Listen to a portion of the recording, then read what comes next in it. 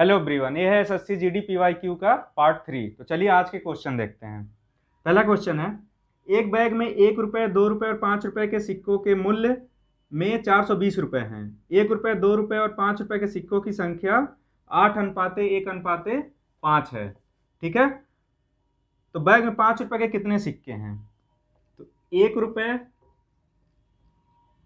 2 रुपये और 5 रुपये के सिक्के हैं। इनका अनुपात क्या है?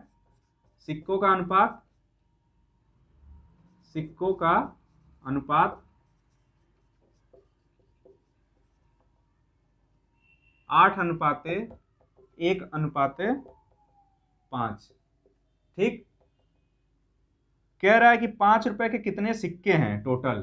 ठीक, तो 1 रुपये के 8 सिक्के, 2 रुपये के 1 सिक्के, 5 रुपये के 5 सिक्के, तो कुल कीमत कितनी हो जाएगी? कीमत इसको मल्टीप्लाई कर देंगे ऐसे। ठीक, तो 1 का गुणा 8 में 8, और रेशियो जब हटेगा तो यहाँ पे x इसमें मल्टीप्लाई हो जाएगा, प्लस 2 गुणे 1 2x, प्लस 5 गुणे 5 25x। टोटल कितना हो जाएगा?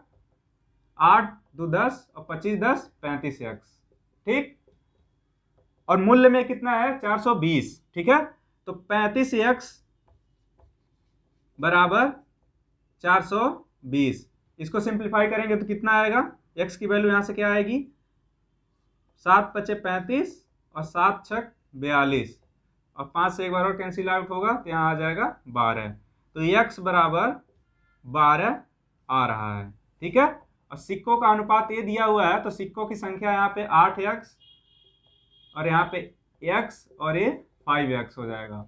तो 5 रुपये के सिक्कों की संख्या पूछ रहा है, तो यहाँ पे 5 गुणे 12 ये हो जाएगा 60। तो 5 रुपये के सिक्कों की संख्या 60 आ जाएगी। चलिए नेक्स्ट क्वेश्चन देखते हैं। ठीक है,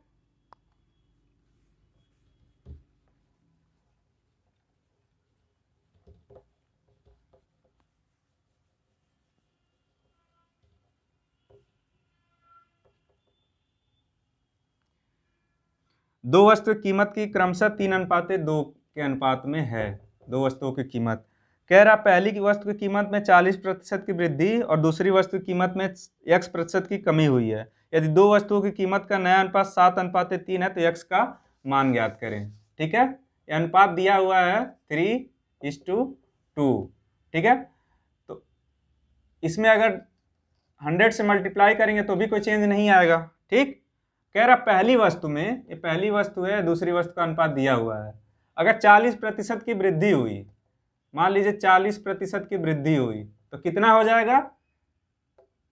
40 तिया 120।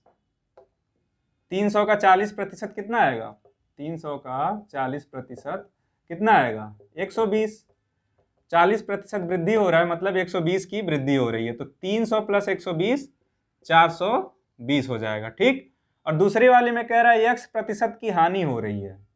x% की हानि हो रही है, तो ये नहीं पता कितना है, लेकिन नया रेशियो जो दे रखा है वो 7:3 के अनुपात में नया रेशियो दिया हुआ है। ठीक है, तो यहां से 7 में अगर 60 से मल्टीप्लाई कर रहे हैं तो 420 आ रहा है।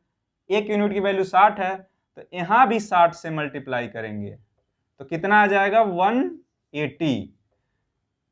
कहने का मतलब है जो दूसरी वस्तु है 200 से 180 हो जा रही है। x% जब घट रहा है तो कितना कम हो रहा है? 20, और ये 20 कम किस पे हो रहा है?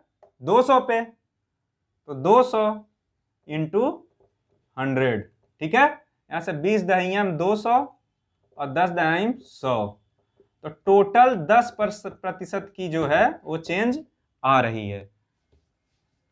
या फिर x मान के भी हम आप लोग को बता देते हैं। देखिए 3:2 के रेशियो में दिया हुआ है, तो इसको 3/2 लिख सकते हैं। इसमें 40% की वृद्धि हो रही है, तो 140/100 हो जाएगा, और इसमें x% की हानि हो रही है, तो 100 - x/100 हो जाएगा। ठीक, और इसका अनुपात कितना दे रखा है?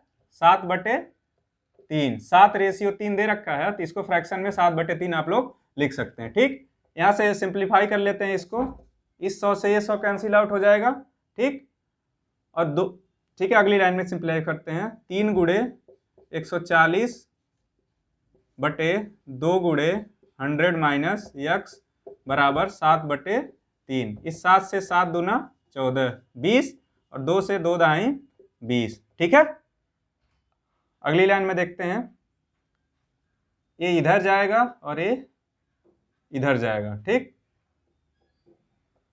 तो 3 गुणे 10 बराबर 7 गुणे 7, तो यहाँ कैंसिल आउट हो गया है, इधर कितना बचेगा 1 इंटू 100 माइनस यक्स, ठीक। इधर आ जाएगा 90, यहाँ आ जाएगा 100 माइनस यक्स, ठीक है। अब इसको जब सिंप्लीफाई आप करेंगे तो यक्स इधर आएगा और 90 इधर जाएगा, तो यक्स की वैल्यू आपकी आ जाएगी 10%। तो दूसरी संख्या में 10% की कमी हुई है, 10% की कमी हुई है, ठीक है। दोनों मेथड आपको हम बता दिए, जो आपको सही लगे उससे आप लोग सॉल्व कर लेना। तो चलिए नेक्स्ट क्वेश्चन देखते हैं।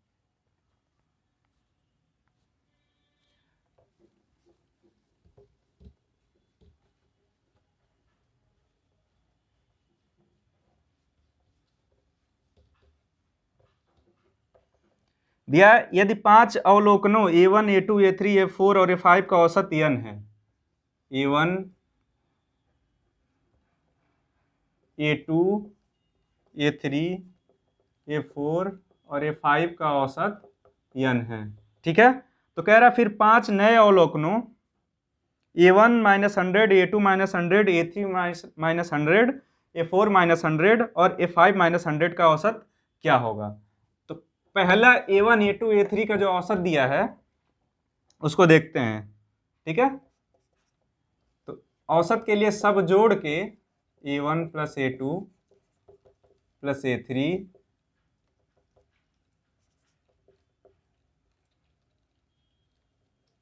+ A4 + A5 कुल जितना योग है बटे कुल संख्या कितना है 5, कितना दे रखा है n। तो यहाँ पे A1 + A2 + A3 A4 A5 की वैल्यू कितनी आ जाएगी 5n। अब नया अवलोकन क्या दिया है A1 - 100, ठीक। इसका औसत पूछ रहा है, तो औसत क्या करने के लिए कुल योग बटे कुल संख्या A1 - 100 plus A2 A3 - 100 plus A4 - 100 plus A5 - 100, और टोटल कितना दिया हुआ है, इसका औसत पूछ रहा है, तो 5 ही संख्या है, 5 से डिवाइड करेंगे, ठीक। यहाँ से A1 A2 A3 A4 A5 एक पास कर लेते हैं, तो A1 + A2 A3 A4 A5 minus 100 कितनी बार है 5 बार, तो हो जाएगा 500, अब बटे 5। अब यहाँ से इसकी वैल्यू क्या दे रखी है A1 A2 A3 A4 A5 की 5n, ठीक। तो 5n - 500/5, ये है नए अवलोकनों का औसत। इसको सिंप्लीफाई करेंगे तो कितना आ जाएगा n - 100, ये नए अवलोकनों का यही औसत है, औसत, ठीक। क्योंकि नए अवलोकनों का औसत यहाँ पे है, नए अवलोकनों का औसत। पहले A1 A2 A3 की वैल्यू निकाल ली, यहाँ से औसत दिया हुआ है, ठीक, उससे, ठीक है। वहाँ पे फिर जो बोला है उसका औसत, तो यहाँ पे फिर A1 A2 A3 A4 A5 की वैल्यू जहाँ आई थी इसमें पुट कर दिए, फिर इसको सिंप्लीफाई किए तो n - 100, क्योंकि 5 यहाँ से कॉमन होगा और कट जाएगा तो n - 100 ही आएगा, वही आपका आंसर हो जाएगा, ठीक है। दिया है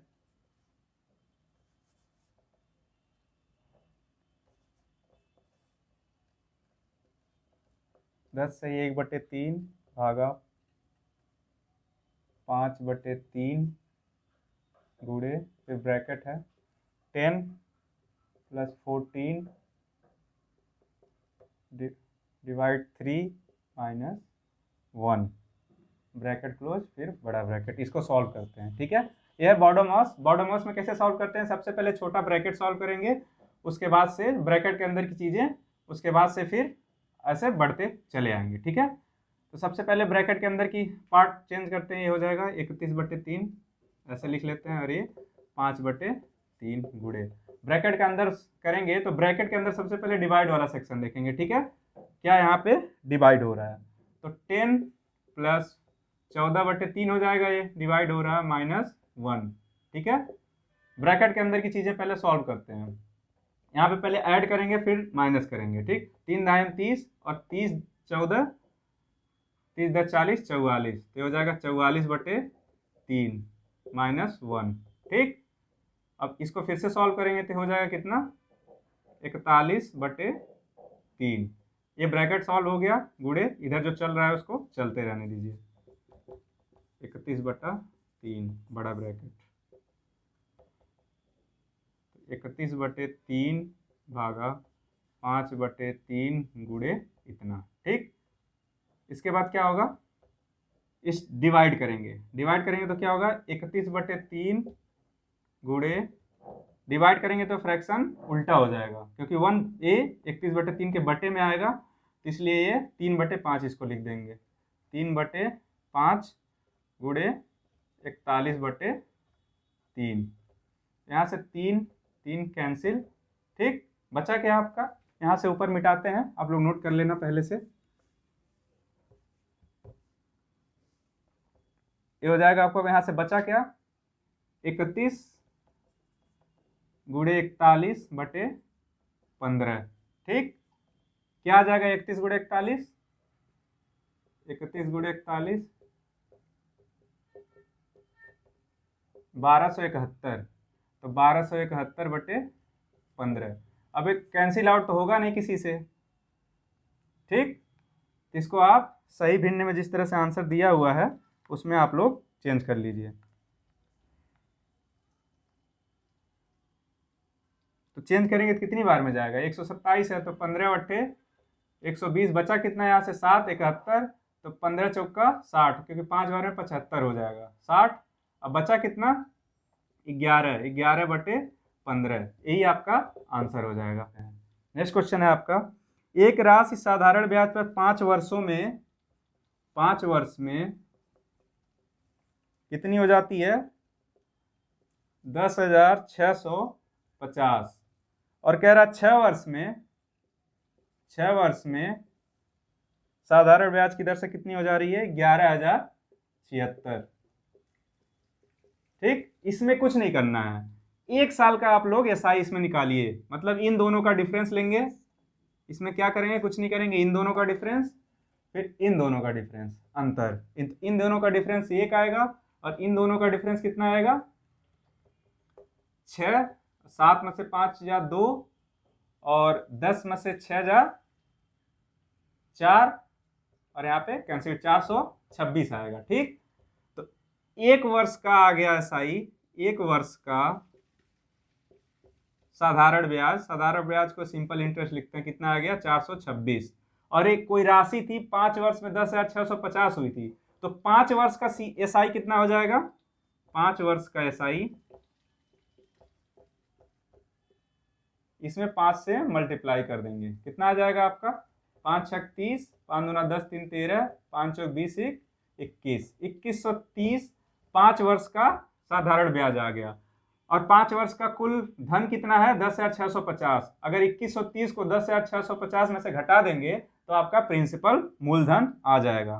तो मूलधन क्या आ जाएगा आपका, कैसे, 10,650 माइनस 2130, तो कितना आ जाएगा, यहाँ से 0, 5 में से 3 जा 2, और 6 में से 2 जा, सॉरी, तो कितना आ जाएगा, यहाँ से 0 से 0, 5 में से 3 जा 2, और 6 में से 1 जा आपका आ जाएगा 5, और यहाँ से 10 में से 2 जा 8, 8,520 रुपये आपका प्रिंसिपल या फिर मूलधन आ जाएगा। ठीक है, तो चलिए नेक्स्ट क्वेश्चन देखते हैं।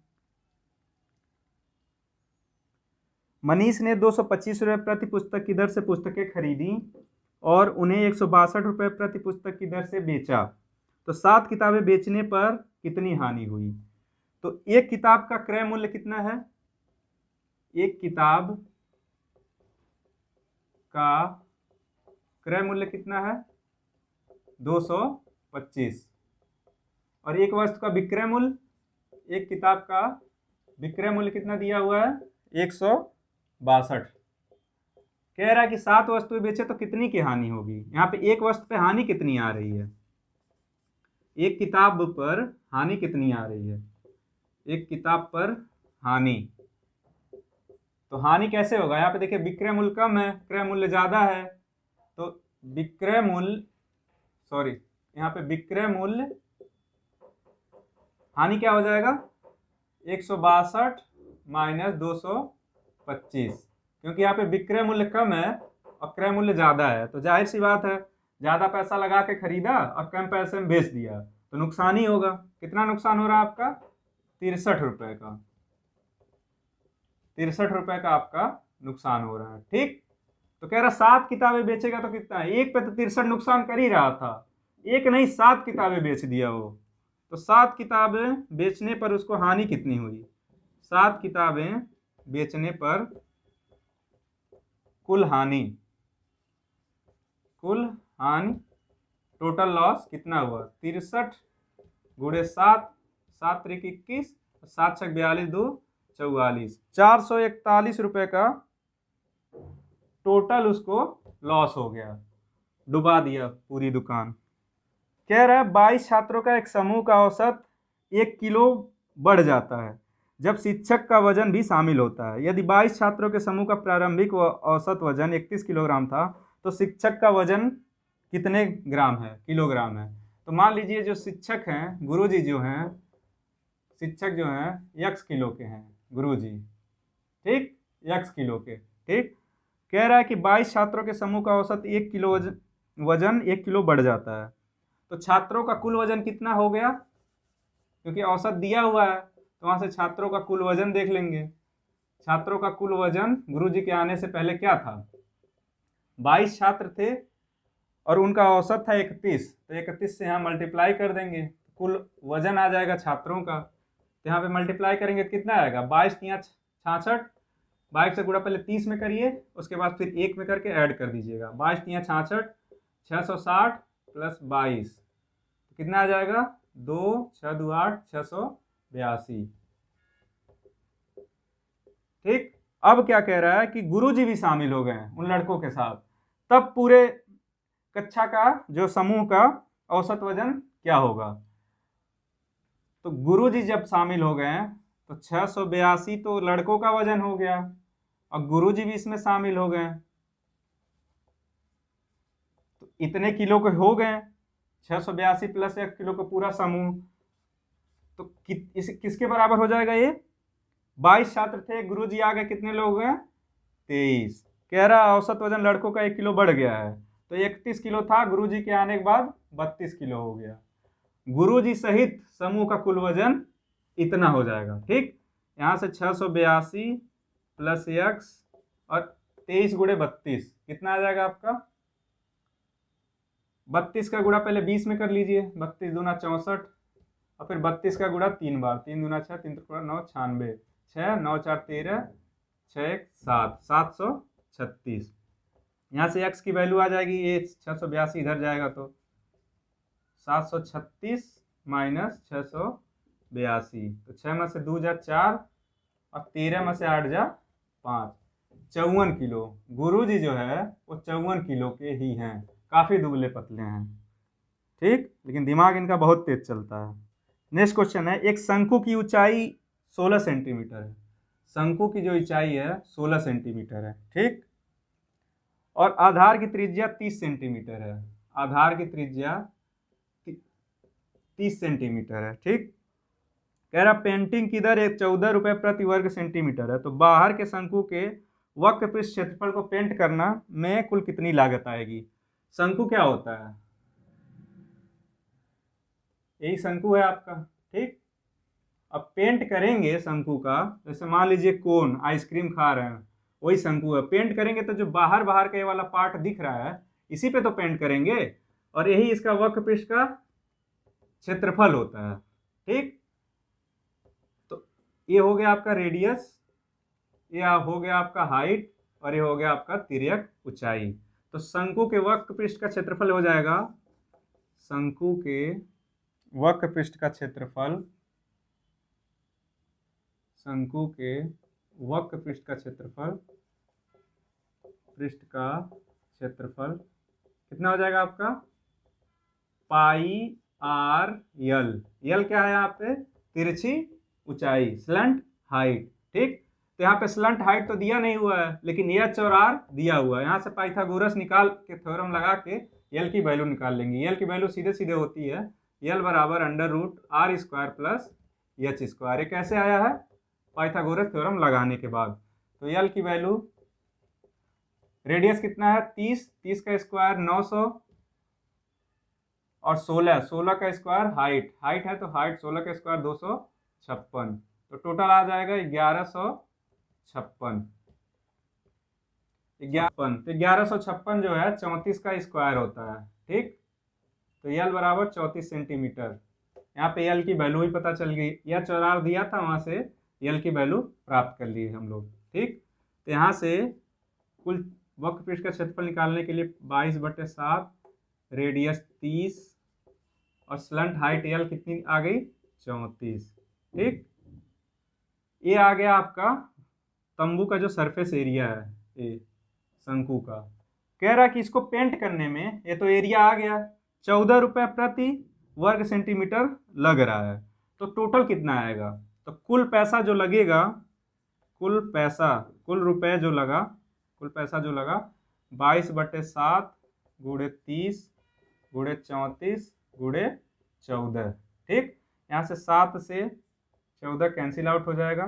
ठीक, इसको जब सिंप्लीफाई करेंगे आप लोग, तो टोटल इस शंकु को वक्र पृष्ठ का क्षेत्रफल पेंट करने में 44,880 रुपये आएंगे। तो ठीक है, तो बाकी क्वेश्चन नेक्स्ट पार्ट में। आप लोग को कैसा लगा, लाइक करें, शेयर करें, कमेंट करें एंड सब्सक्राइब करें। Thank you.